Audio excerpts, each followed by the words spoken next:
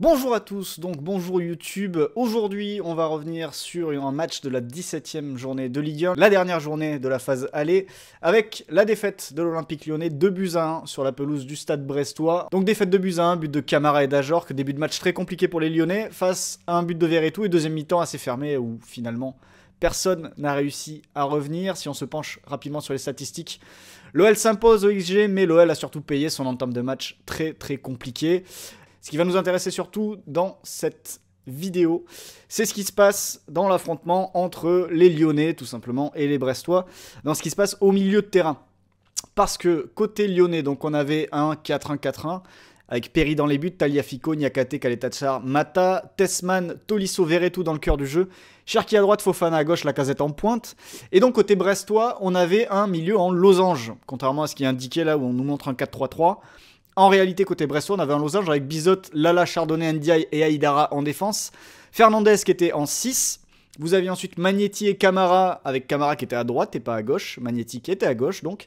Doumbia numéro 10. Et devant, vous aviez Mama Baldé et Ajorc, avec Mama Baldé, je crois aussi, qui penchait plus à gauche. Ça a été un petit peu inversé chez Fotmob. Alors pourquoi je veux parler de ce match? Je veux parler de ce match parce que dans le milieu de terrain, côté lyonnais, j'ai trouvé qu'il y avait de gros soucis, particulièrement dans le choix qui existe depuis quelques temps maintenant quand l'OL a son équipe type, qui ressemble à... Ça, c'est le milieu type de l'OL si on enlève Tessman et qu'on met Matic à la place. Pourquoi parler de ça? Parce que l'OL, dans sa manière de presser lors des dernières semaines, depuis longtemps, Lyon a du mal à presser correctement. Et notamment, Pierre Sage, il doit résoudre un problème.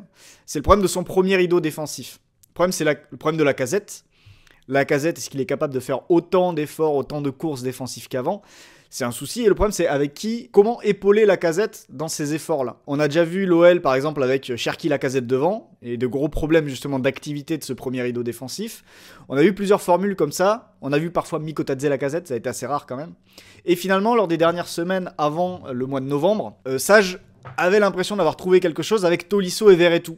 Pourquoi? Parce que vous avez Lacazette dans le premier rideau, et ensuite vous avez Tolisso et Verretou qui, à la manière des milieux allemands, si vous remontez à 2014, vous aviez un 4-1-4-1 à la base qui pouvait se transformer en 4-4-2 et qui montait depuis la position médiane.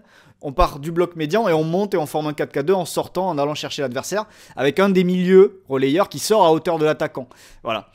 Ça pourrait ressembler à ça côté lyonnais. Le problème, c'est que, en réalité, il y en a plusieurs, et on va le voir, c'est que ça crée quand même de grandes distances entre une ligne défensive qui rechigne à monter et des joueurs devant qui essayent de faire les efforts. Et ça pose aussi des problèmes au niveau de la sentinelle parce que ça l'isole et ça fait de Tessman, par exemple, face à Brest, un joueur très seul souvent pour se retrouver à la bataille des deuxièmes ballons. Et c'est un problème qu'on peut retrouver aussi chez Matic qui n'est plus forcément en mesure de gérer tout seul une bataille pour des deuxièmes ballons cette saison. Donc voilà, on va regarder ça maintenant en images.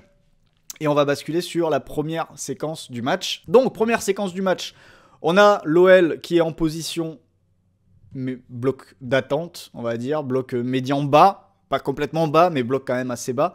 Et on a un Lacazette qui va faire cette course-là pour orienter la passe, du classique, on oriente, on ferme l'intérieur, on oriente côté, et on coulisse gentiment tous ensemble. Jusqu'ici, il n'y a pas trop de choses à raconter. La balle est arrivée dans les pieds, sur le côté, dans les pieds du latéral brestois. Et là, déjà, on se retrouve dans une situation assez compliquée parce que Lacazette, il a deux joueurs à gérer. Soit il gère le retour défenseur, soit il doit récupérer Magnetti qui vient se offrir une solution ici.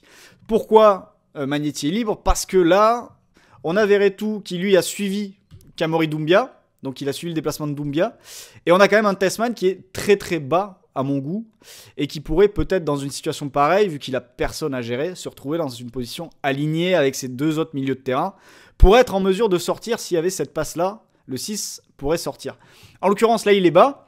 Donc, Lacazette, il est obligé de faire un choix. Il est obligé de faire le choix de prendre Magnetti. Et du coup, ça empêche l'OL de fermer, on va dire, le piège.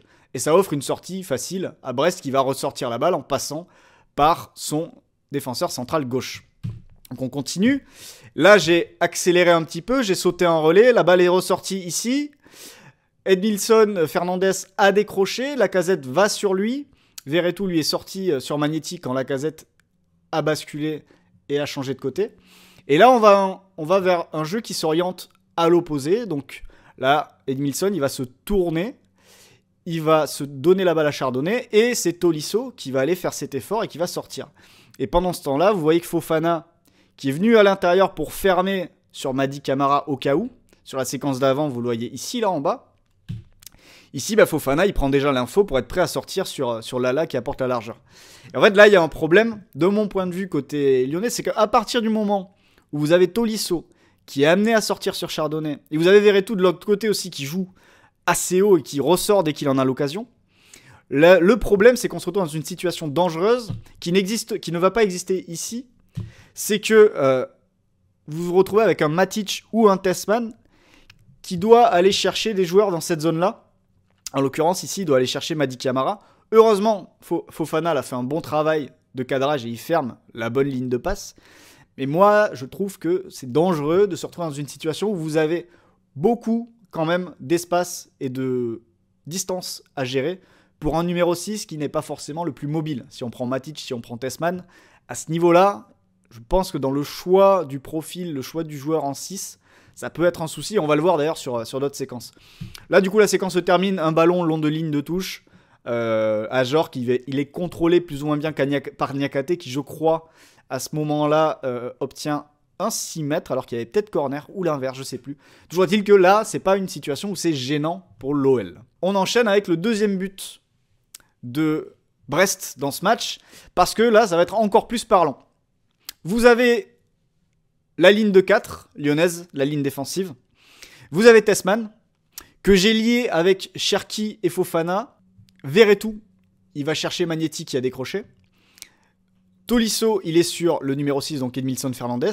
Et là, vous avez Lacazette qui veut venir fermer sur le central gauche, donc Ndiaye, central gauche brestois. Et là, on se retrouve dans une situation quand même où vous avez Tolisso et Verretou qui sont sortis très haut, très loin. Lacazette qui veut essayer d'enfermer, évidemment, côté ballon. Il ne va pas y arriver. Et là, on a le renversement de jeu qui peut devenir problématique parce que derrière, vous avez un 4+3, mais vous n'avez quand même pas des joueurs qui sont taillés pour coulisser comme ça, mettre de l'intensité sur la largeur. Fofana, il arrive de loin. Cherki, j'ai envie de dire, ça serait plus logique de faire ce travail-là avec Fofana et Cherki et avoir Tolisso et Verretou ici pour coulisser. Parce que la séquence suivante, on a basculé le jeu, on est arrivé sur Kenny Lala. Et là, il y a un petit souci côté Lala, c'est que le temps que Fofana arrive, il avait largement le temps de se tourner et de donner un ballon à Mady Camara qui se rend disponible. Et là, on en revient à ce que je disais tout à l'heure sur la première séquence. Ça n'était pas un problème dans la situation précédente parce que Fofana avait bien cadré Lala. Mais là, désolé pour la vanne, si Lala se tourne et joue dans l'espace, c'est pas Tessman qui va le rattraper là. Là, c'est compliqué. Et un peu plus haut, en fait, vous avez Ajorc aussi qui fixe Tagliafico et Niakate qui est dans le bon intervalle. Là, Camara, si on lui donne la balle, il peut partir et il a Ajorc juste après pour amener l'action un peu plus loin. Et Tessman est quand même très très loin, sachant que normalement, si on coulisse comme ça, c'est à lui de venir fermer à l'intérieur. Donc là encore, une vraie incertitude, moi, au niveau du profil du 6 utilisé, à partir du moment où on demande au 8 d'aller chasser aussi haut. Donc, Lala se tourne vers l'arrière, on retourne vers Chardonnay, et là, vous avez le travail de Tolisso et de Verretou. C'est-à-dire que Tolisso, il sort, Verretou, il accompagne sur le 6 le plus proche, donc vous avez les 2-8 ici, et l'idée de l'OL, c'est un petit peu ça, c'est de réussir à enfermer côté ballon, comme ça, sur un demi-terrain, avec Lacazette qui va empêcher le retour vers l'autre central. Et c'est Tolisso et Verretou qui sortent très haut pour aller chercher les solutions intermédiaires, pendant que Fofana, Tessman et Cherki sont un cran plus bas. Le problème de ça, c'est que quand Chardonnay, ici, qui prend la pression, qu'est-ce qu'il va faire? Il va allonger. Et en allongeant, on se retrouve quand même dans une situation où, alors il y a beaucoup de traits là, je suis désolé, mais vous avez la défense à 4. Déjà qu'il y a 1, 2, 3 joueurs à gérer, voire un 4 avec Mady Camara. Vous avez Tessman qui est tout seul au milieu. Et surtout, Verretou et Tolisso qui sont des milieux, on va dire, normalement rompus pour ce genre de bataille et pour venir en aide du 6. Ils sont pas là. Et Cherki et Fofana sont quand même très excentrés. Ce qui fait que quand la balle va arriver là, c'est un peu débrouille-toi pour Tessman. Et comme c'est un peu débrouille-toi pour Matic. Alors évidemment, Matic, il a un peu plus cette qualité, même sous pression, de mettre la balle au sol, de rendre des ballons comme ça, des deuxièmes ballons qui traînent, les rendre propres et ouvrir le jeu. Le problème, c'est que si c'est pas Matic, là, bah, c'est Tessman, et Tessman, c'est un peu plus compliqué à ce niveau-là. Et surtout, là, vous voyez que à l'écran, il y a le repli de Fofana, Cherki qui marche, alors que là, on est quand même sur une situation où il s'agirait de venir aider, là, parce que là, côté brestois, vous avez Magnetti, vous avez Edmilson, vous avez potentiellement Lala, qui peuvent arriver sur le deuxième ballon et mettre un joueur comme Tessman en grosse difficulté. Qu'est-ce qui se passe ici? Le duel va être gagné, ça va revenir, ça arrive sur Tessman. Donc évidemment, bah, vous avez Edmilson qui sort, et là, c'est Magnetti qui va mettre la pression. Tessman met un petit ballon de la tête, c'est Verretou qui essaye de la mettre au sol, il prend la pression de Magnetti, il demande la faute est pas sifflée, et là vous voyez que ça filme quand même beaucoup, il n'y a pas vraiment d'aide, tout le monde marche, alors que côté brestois on est quand même un peu plus actif sur la situation. Du coup, la balle est perdue, la transition défensive à gérer, et là il y a plusieurs soucis. On a un Niakate qui décide de couvrir, alors ça se joue, c'est plus facile à juger évidemment avec la vidéo, mais il n'y a pas forcément de raison pour que Niakate recule autant et du coup ouvre le chemin pour la passe, rende la passe possible, tout simplement, la passe de Kamori Doumbia ici. Et ça va être un problème récurrent aussi pour les défenseurs centraux lyonnais. Sur la gestion du hors-jeu, l'alignement, on est souvent en difficulté. On aime souvent prendre 5-6 mètres de recul pour être sûr de ne pas se faire prendre de vitesse. Donc du coup, bah, on remet des adversaires en jeu. On va le voir un peu plus tard. Donc il y a cette passe qui va passer entre les jambes de Kaleta Tsar, qui va lancer Mady Camara. Et là, ce que vous voyez depuis le début, je peux revenir en arrière. Au point de départ quand même, on a Tessman et Verretou. Ils sont au niveau de Ajorc. Vous voyez, à peu près, au niveau de Ludovic Ajorc, qui n'est pas non plus le joueur le plus rapide de la planète. Joueur que j'adore, mais c'est pas le plus rapide. Et là, sur la transition, bah, ils sont toujours devant. Et là, finalement, bah, là, tout le monde se relâche. Tout le monde regarde le porteur. Personne regarde Ajorc. Et ben, Ajorc, il va passer. Hein, et puis, il va marquer le deuxième but. Malgré la tentative de retour de Kaleta Tsar, mais toujours dans la réaction. Et voilà, la talonnade et le deuxième but. Donc ça, évidemment, il y a plusieurs problèmes sur cette séquence.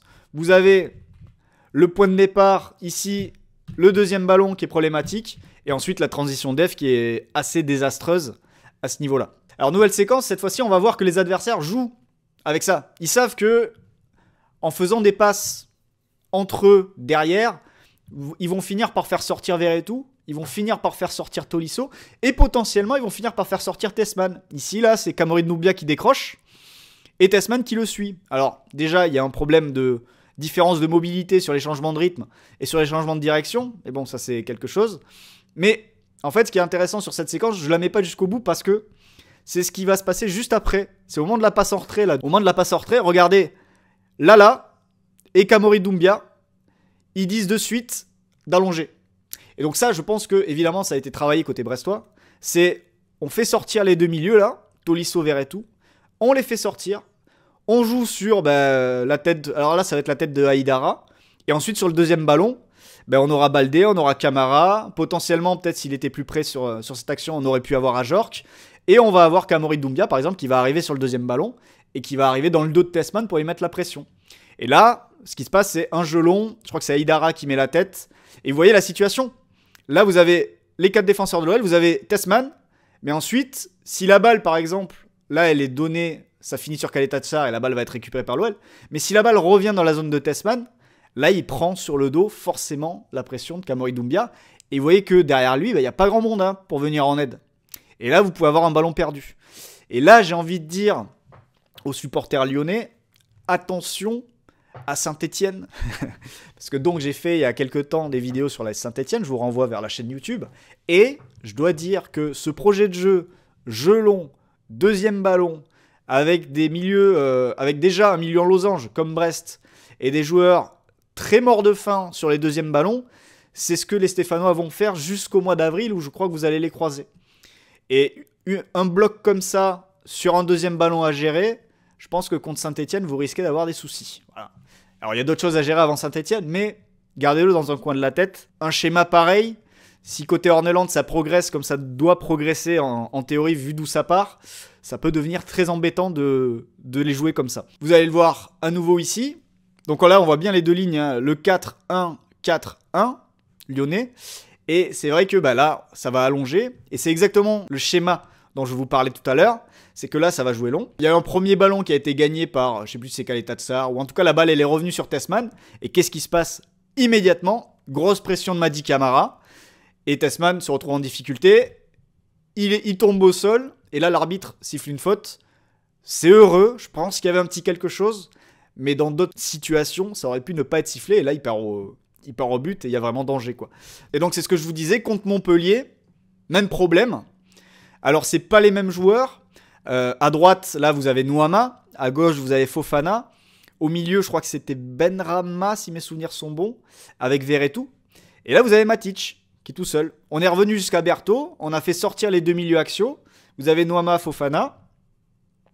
Le jeu long de Berthaud. Il va trouver ici Jordan Ferry. Jordan Ferry, il va résister à la pression de Matic. Il va trouver une passe vers Altamari.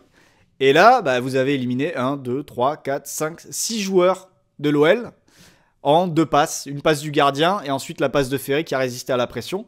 Et derrière, là, Altamari récupère. Et en réalité, bah, là, il y a quand même un souci pour Altamari, c'est qu'il va décider de partir en conduite de balle. Et il va perdre du temps parce que là, le jeu demande plus de faire une passe vers ce joueur-là là, qui se projette et de faire une course plutôt que de conduire le ballon, ce qui va faire perdre du temps à toute l'action. Donc voilà le petit souci, enfin un des soucis côté lyonnais. Il y en a d'autres, mais celui-là était particulièrement visible contre Brest. Et déjà aperçu, comme vous le voyez, contre Montpellier, le fait que le numéro 6 soit très souvent complètement seul, alors que de mon point de vue, il n'est pas armé pour être complètement seul justement. Et il n'est pas aidé non plus par une ligne défensive qui rechigne vraiment à sortir aussi agressé. On a une ligne défensive en plus qui généralement reste, allez, 5, 6, 10 mètres derrière la ligne médiane tout le temps, parce qu'ils ont peur d'être pris dans le dos. Et ça, on va le voir justement sur la séquence, il me semble, suivante. On est face au Stade brestois, de retour face à Brest, ce que je vous disais. Et là, on est sur une situation déjà un petit peu embêtante, où Ryan Cherki décide de sortir au pressing. C'est vraiment une initiative un petit peu individuelle qu'il va falloir du coup accompagner. Et c'est vrai qu'en début de saison, on avait déjà vu, j'avais fait une vidéo qui remonte maintenant un petit peu, sur les débuts très compliqués de l'OL, et on avait notamment vu que Cacré était très problématique dans sa capacité à ouvrir le bloc en sortant au pressing comme ça de manière un petit peu imprévisible, et sans être suivi par ses partenaires. Du coup, ici, donc là vous avez Cherki qui décide de sortir et d'aller mettre la pression. Alors, on avance d'un cran. Cherki continue de mettre la pression. Passe en retrait, il provoque une deuxième passe en retrait, je fais pourquoi pas. Et là, il faut regarder le comportement de la ligne défensive. C'est ça qui va nous intéresser, c'est à partir du moment où lui fait l'effort et lui va chercher plus haut, va chercher plus loin, il faut que l'équipe accompagne. Sinon, on va plus être compact. Et quand on est plus compact, évidemment, on est en danger. Et là, qu'est-ce qui se passe? Cherki, il continue, il monte. On arrive ici. Lacazette va accompagner, même s'il a une petite hésitation, parce qu'il y a ce joueur-là là, qui est tout seul, donc hésitation à raison. Mais là, on a une nouvelle passe latérale et une nouvelle opportunité, au moins sur le temps de passe, pour continuer à monter et arriver à cette fameuse médiane. Et là, finalement, regardez qui on voit, c'est Tessman qui est là, donc ça veut dire que les autres sont encore un cran derrière. Problème de tout ça, c'est que au moment où on arrive là, Clinton Mata, il sort, mais il sort de beaucoup trop loin. Si la ligne défensive ici, au lieu de s'arrêter certainement à cet endroit-là à peu près, elle avait fait l'effort de monter jusqu'à la médiane. Au moment de cette passe-là, Mata, il aurait été à distance pour sortir. Là, il sort de beaucoup trop loin. Et du coup, au moment où il arrive, bah, il est encore beaucoup trop loin de Haïdara pour l'empêcher de jouer vers l'avant. Et ensuite, Haïdara, bah, il va trouver Mama Baldé. Et ça, on en revient à ce souci de la ligne défensive. Parce que là, si je reviens au début, par exemple, regardez d'où part Cherki. Cherki part de là. Il y a, on peut dire à peu près, si on prend la tonte de la pelouse, il y a à peu près 3 bandes d'écart entre Cherki, Niakate, Kaleta Tsar et Mata. Il y en a 3 d'écart. Cherki remonte. Il se retrouve ici. Bon, 3 bandes d'écart, je veux pas évidemment qu'il joue là, ça serait complètement con. Mais justement, il devrait être à la place de Taner Tessman, à peu près, évidemment. Comprenez là la situation. À partir du moment où lui remonte et il pousse, et où Lacazette finit par accompagner, la ligne de défense, elle doit absolument remonter. Tout le monde doit remonter. Et là, c'est pas ce qui se passe. Et du coup, la conséquence, je me répète, mais je reviens sur ce que je disais, pour le rendre encore plus clair, c'est que là, Mata, quand il sort, il part, mais il part de hors-champ. Alors qu'en réalité, il devrait partir quasiment de la médiane pour sortir. Et là, il serait à bonne distance pour intervenir, ou en tout cas bien cadrer Haïdara, l'empêcher de se retourner. Du coup, qu'est-ce qui se passe après? Ben, on a Haïdara qui trouve la passe intérieure. Forcément, Haïdara ici, il a le choix là. Soit il peut jouer à l'intérieur pour Baldé, soit il aurait certainement le temps aussi de trouver longue ligne. Du coup, qu'est-ce qui se passe pour Khaled Tachar? Ben, il hésite. Parce que là, il a Baldé à gérer, il ne sait pas si Baldé va prendre la profondeur, il ne sait pas si Baldé va décrocher. Donc il se retrouve dans la réaction, parce que Baldé a le choix, donc il fait en fonction de Baldé. Et là, ben, Baldé décroche, donc il est en retard. Il est en retard, il va être pris. Et derrière, on a Baldé qui est pris, on a Verretou qui est battu, parce que Verretou aussi est en retard, il ne peut pas fermer la ligne de passe. On a la situation horrible où le central est éliminé, où le latéral est éliminé, où Verretou est éliminé, donc... Qui peut sauver la situation? Le 6. Là, le problème, c'est que Tessman, il est un petit peu mou au moment d'intervenir. Il n'arrive pas même à faire faute. Il intervient, il passe devant, mais il rate son contrôle. Enfin bref, ça finit dans les pieds d'Ajorc. Ajorc qui va décaler Haïdara sur le côté. Et ensuite, qui va poursuivre son action vers la surface de réparation. Donc là, vous avez une ligne défensive avec Mata, Tessman, Niakate et Tagliafico. Et évidemment, bah, le classique, ils vont arriver en retrait. Là, vous avez Verretou qui a disparu de l'action, qui est derrière l'arbitre. Vous avez Tolisso qui, à la 8e minute, baisse la tête quand même au moment de courir. C'est un petit peu... voilà. On arrive dans la surface. Ajorc tente sur la passe en retrait. Ça rebondit sur... Enfin, Perry la sort. Et vous avez Camara qui la met au fond.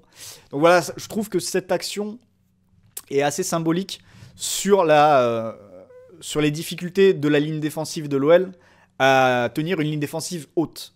Et ça, c'est quand même problématique quand vous avez des ambitions. Il y a des moments comme ça, si vous avez des offensifs qui vont chercher haut, il faut l'assumer, il faut tenir un cran plus haut aussi. Et c'est vrai qu'on a des défenseurs qui font souvent les petits pas en arrière dès qu'ils ont la possibilité de les faire, quoi. Mais c'est vrai que si vous prenez les défenseurs, Khaled Tachar a jamais été un grand défenseur de ligne haute, on va dire. Et Niakate, si vous prenez Nottingham Forest, les habitudes de Nottingham Forest, c'est une équipe qui joue bas. C'est peut-être d'ailleurs l'équipe qui joue le plus bas en Europe. On ira voir après tout à l'heure pour vérifier. Mais voilà, pour cette situation et sur la ligne offensive. Petit extra sur la gestion du hors-jeu pour montrer que la ligne défensive aussi a un petit peu de mal à fonctionner de manière coordonnée. Donc là, c'était Niakate et Khaled Tachar face à Brest. Et donc là, on va avoir à nouveau Jelon, deuxième ballon, côté brestois. Vous voyez qu'il y a quand même beaucoup d'écart. Dans le bloc lyonnais, on n'est pas franchement compact. Le Jelon. Alors, Niakate est au duel avec Ajorc. À l'instant, tu vois, je parlais de Tessman qui laisse filer Camara. Là, il est avec lui et là, il est déjà pris de vitesse, quoi. Camara, lui, il va attaquer l'espace. Donc, vu qu'il attaque l'espace, vous avez Khaled Tachar qui est en surveillance, donc qui couvre. Là, ça me choque pas qu'il prenne les pas de recul. Qu'est-ce qui se passe juste après? La balle revient sur Doumbia. Que fait Khaled Tachar? Bon réflexe. Il remonte pour jouer la ligne, essaie de mettre Camara hors jeu. Et Clinton Mata va le faire aussi. Le problème, c'est que au même moment, vous avez Niakate, lui, qui redescend. Donc les deux sont en train de jouer le hors-jeu pendant que Niakate, il est en train de reprendre le marquage de Camara. Donc là, il y a un souci de coordination, il y a un souci de choix entre tous les joueurs de cette ligne défensive. Qui fait quoi? Et surtout, si vous avez 3 joueurs qui jouent le hors-jeu et le 4e qui joue l'appel, ça va être problématique. Et c'est sur cette séquence, alors ça finit bien pour l'OL parce que ça finit sur un hors-jeu, mais c'est sur cette séquence que Doumbia met un ballon à Mama Baldé marque, si vous en rappelez, but refusé pour hors-jeu, mais hors-jeu vraiment de justesse, et justement le hors-jeu couvert par Niakate ici. Donc voilà pour cette première situation. Et deuxième situation, à nouveau de mise hors-jeu un petit peu ratée, c'est face à Montpellier, où là vous avez la balle qui va partir à côté. Et là, moi, ce que je trouve un petit peu bête, vous allez me dire si j'exagère ou pas, parce que, en fait, hier soir, je me suis dit, mais il fait n'importe quoi. Et aujourd'hui, j'ai revu l'action, j'ai fait, ah ouais, en fait, pourquoi pas. Donc, l'action, la balle va partir côté sur Chateau, vous avez Fofana qui va sortir au pressing.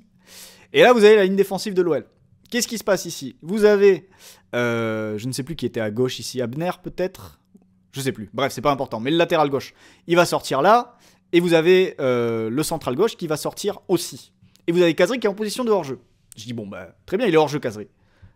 Et en fait ce qui se passe c'est que là ça sort, et Khaleta Tsar, au lieu d'accompagner la sortie et de laisser Kazri hors-jeu, complètement hors-jeu, et ben en fait Khaleta Tsar il va finir par épouser la même course que Kazri, et il va contribuer à le couvrir. Alors je sais pas s'il le couvre complètement, parce que je pense qu'il y a quand même hors-jeu au moment où ça part. Donc je me dis que si l'action était allée jusqu'au bout, et que si Fayad, au bout de l'action, avait marqué, parce que c'est l'action de l'énorme raté de Fayad, peut-être que le VAR aurait sauvé l'OL aussi là-dessus.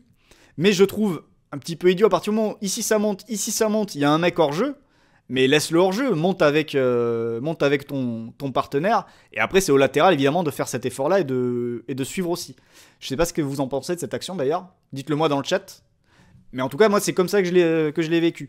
Alors après, la balle, elle est déviée ici en plus, ce qui aurait renforcé, parce que je sais plus qui la touche exactement, si c'est le Lyonnais ou si c'est le Montpellier. Mais ça aurait renforcé le fait que Kazri se serait retrouvé en position de hors-jeu, si Khaleta Tsar avait accompagné la ligne, plutôt que de décider à un moment donné, jouer la course. Donc il y a aussi des choses à régler au niveau de la ligne défensive, entre, on joue le hors-jeu, on joue pas le hors-jeu, on joue les courses, comment on gère ça, etc. Donc vous voyez que ligne par ligne, il y a quand même beaucoup de petites choses à régler côté lyonnais. Et c'est vrai qu'on peut poser la question, parce qu'elle a été posée dans le chat à un moment donné, si ce 4-1-4-1 est viable finalement. C'est une bonne question. Moi, j'ai pas la réponse. Moi, en fait, ce que je trouve problématique, c'est que les milieux qui sont amenés à sortir très haut comme ça, pourquoi pas, mais dans ce cas-là, il faut des ailiers aussi capables de venir épauler le 6. Donc il faut des mecs capables de rentrer à l'intérieur pour jouer et venir en aide sur les deuxièmes ballons et mieux protéger la défense centrale. Alors après, il y a d'autres possibilités. Moi, depuis le début de la saison, les meilleurs OL que j'ai vus sur le plan défensif, vous me direz si je me trompe, mais c'est un OL à 5. Avec 3 défenseurs centraux, et ainsi de suite. Le problème, c'est que j'ai l'impression aussi qu'au niveau de la défense centrale, il n'y a pas forcément de défenseurs à l'aise dans une défense à 3, c'est-à-dire que quand t'as Niakate, quand t'as Khaleta Tsar, c'est pas des mecs qui aiment sortir agresser, en tout cas, c'est pas l'impression que j'ai eue. Mata peut le faire, en position de 3ème centrale. Tagliafico pourrait le faire, en position de centrale gauche, Mata centrale droit, et tu gardes un des grands central. Mais c'est vrai que il y a un souci dans certains choix au niveau de la défense centrale. Et aussi, est-ce que tu peux demander à tes milieux de sortir chasser aussi haut quand ta sentinelle c'est Tessman ou c'est Matic? Je comprends, il y a un problème au niveau du premier rideau défensif, et que Tolisso, Verretou, on va les amener devant pour aller accompagner la Casette dans ces efforts-là. Mais le problème, c'est que là, les adversaires, je pense qu'ils ont compris. Ils les font sortir. Tu fais quelques petites passes entre ton gardien, tes centraux, tu fais décrocher, tu fais dézoner un des milieux, etc. Tu fais sortir Tolisso, Verretou. Une fois que c'est fait, tu balances un long ballon devant. Enfin, tu balances. Tu cherches une zone, évidemment. Mais tu mets un long ballon devant et tu joues le deuxième ballon après. Et là, je pense que tu as une recette quand même pour mettre en difficulté cette OL-là, en tout cas, cette version-là de l'OL, qui me paraît quand même très peu compacte. Et le problème étant que la manière dont l'effectif est taillé, alors tu pourrais avoir peut-être deux lignes de 3 avec Cherki, Fofana, plus à l'intérieur, et tu fais coulisser tes milieux de terrain. Ça peut être une des solutions. Mais là, cette formule-là, je suis pas sûr que ça puisse tenir encore très longtemps, parce que vu ce qu'a fait Brest et vu même ce qu'a pu faire Montpellier, même s'ils n'ont pas réussi à conclure, sur cet aspect-là, je pense que ça va inspirer d'autres équipes, et disons que c'est pas la recette la plus difficile à mettre en place pour essayer de déstabiliser la défense lyonnaise. Voilà ce que je pouvais vous raconter sur l'OL aujourd'hui. Et si vous avez regardé ça sur YouTube et que ça vous a plu, n'hésitez pas, un petit commentaire, un pouce, abonnez-vous, activez la cloche, d'autres contenus vont suivre très bientôt sur l'Olympique Lyonnais. Alors à très vite sur la chaîne. Ciao.